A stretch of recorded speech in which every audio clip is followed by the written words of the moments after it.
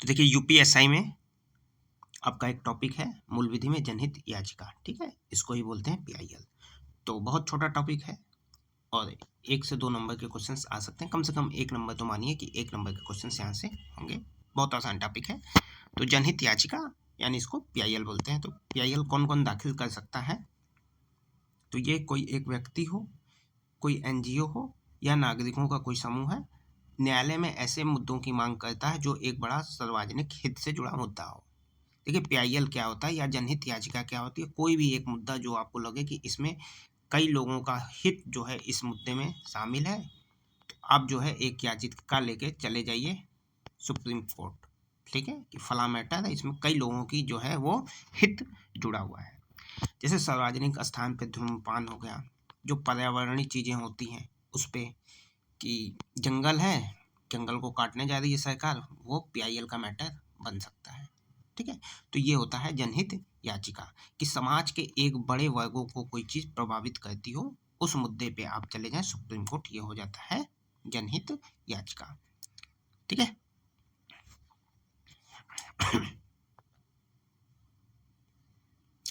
पीड़ित पक्ष स्वयं अदालत जाए, इसमें ये आवश्यक नहीं है, इसकी तरफ से कोई भी जो है वो याचिका दाखिल कर सकता है।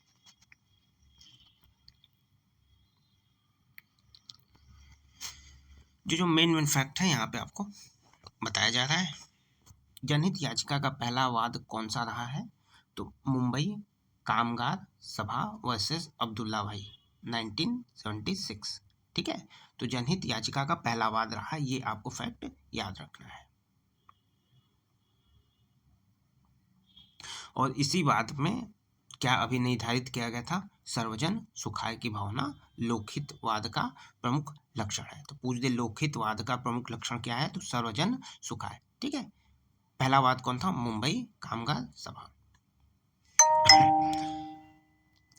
एसपी गुप्ता वर्सेस भारत संघ बहुत ही इंपॉर्टेंट ये है 1982 में, ठीक है, के वाद में न्यायमूर्ति पीएन भगवती ने लोकहित वाद का सविस्तार व्याख्या की। और भारत में जो है लोकहित याचिका का जो जनक कहा जाता है वो कहा जाता है पीएन भगवती को। तो बहुत जगह पे ये क्वेश्चन पूछा गया है, जहाँ भी पीआईएल की बात आप करेंगे वहाँ पे पीएन भगवती का नाम आएगा कि भाई भारत में जनक कौन रहा है पीआईएल का? तो पीएन भगवती। बहुत इंपॉर्टेंट फैक्ट है, एकदम नोट डाउन आपको कर लेना है। किस वाद में किया गया था? एसपी गुप्ता वर्सेस भारत संघ। तो ये दोनों फैक्ट आपको यहाँ पे याद रखने हैं। कौन? एक तो एसपी गुप्ता याद रख लेना है, जिसमें पीआईएल का जन्म हुआ था। पीआईएल का जन्म भारत में किसने किया था या किसे कहा जाता था जन्मदाता? तो पीएन भगवती, ठीक है।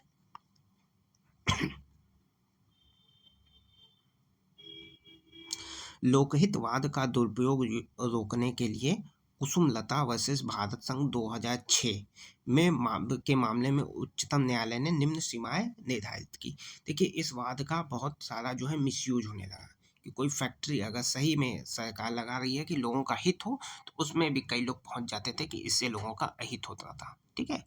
तो ये जो है दबाव बनाने की कोशिश की जाती है। तो ये होता है कि पीआईएल का आप गलत उपयोग कर रहे हैं। तो इसमें जो है रोकने के लिए कौन सा मामला था? तो कुसुमलता वर्सेस भारत संघ, ठीक है। तो बस इतना आपको याद रखना है कि दुरुपयोग रोकने के लिए कौन सा वाद था? कुसुमलता वर्सेस भारत संघ। तो जो मामला हो उसमें किसी का व्यक्तिगत हित न जुड़ा हो, ये सारे लाभ है। इसको आप देख के समझ जाएंगे कि जो है क्या सीमाएं निर्धारित हैं, इसको बहुत पढ़ने की जरूरत नहीं है। देखिए पीआईएल का उद्भव सर्वप्रथम कहाँ हुआ था? तो अमेरिका में हुआ था 1960 में, ठीक है। पीएन भगवती तो याचिका का जनक माना जाता है। तो पीआईएल का उद्भव कहाँ हुआ था? अमेरिका में 1960 में।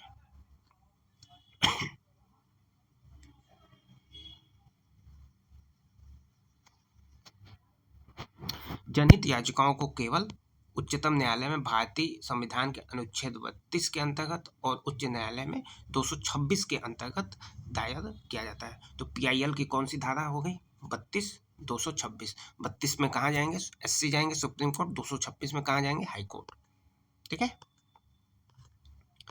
विकास का कारण हमें नहीं पढ़ना है, छोड़ दीजिए इसको।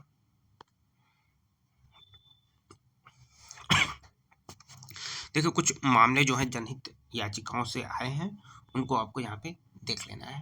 जैसे मोली एस देवधा वर्सेस भारत संघ, यहीं पे है कि आप सार्वजनिक स्थल पे धूम्रपान नहीं कर सकते हैं, ठीक है। जो सिगरेट सार्वजनिक स्थल पे बैन हुआ है, यही मामला था मोली एस देवधा का मामला। फिर MC मेहता 86, विशाखा वर्सेस राजस्थान, ये सारे जो है मामले जो है वो PIL से आए हुए हैं, ठीक है। तो इम्पोर्टेंट मामले हैं, देख लीजिएगा। तो प्रक्रिया आपको यहाँ पे नहीं देखनी है, एक बार पढ़ना है तो आप यहाँ पे देख सकते हैं कि PIL को उच्च न्यायालय में दायर किया जाता है तो न्यायालय में याचिका की 2 प्रतियां जमा करनी होती हैं।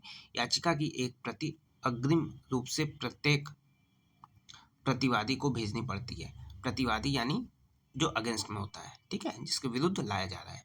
और प्रतिवादी द्वारा प्राप्त की गई देय रसीद जनहित याचिका के साथ न्यायालय में देनी होती है।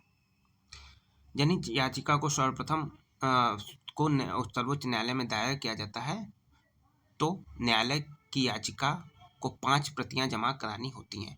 तो SC में जब आप देंगे तो वहां पे कितनी प्रतियां? 5 प्रतियां, ठीक है।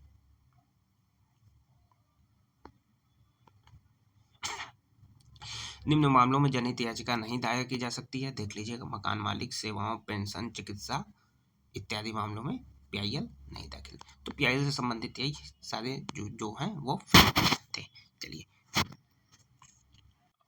ठीक है, अब नेक्स्ट वीडियो में हम लोग कुछ क्वेश्चंस PIL से संबंधित देखेंगे। देखिए पूरा कुछ जो है कराया जा रहा है मूल विधि चैनल पे, आप लोग देख सकते हैं उसकी प्लेलिस्ट में जाके।